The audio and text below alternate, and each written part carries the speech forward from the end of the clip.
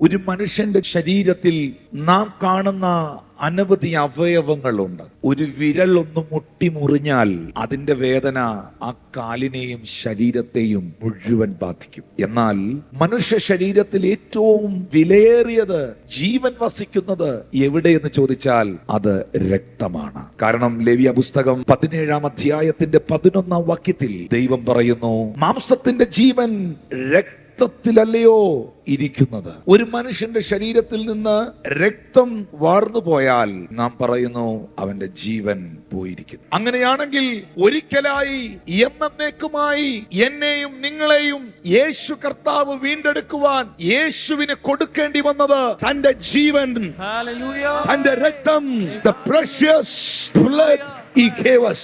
തന്റെ രക്തത്തെ അവൻ നമുക്ക് വേണ്ടി നൽകുവാനിടയായി.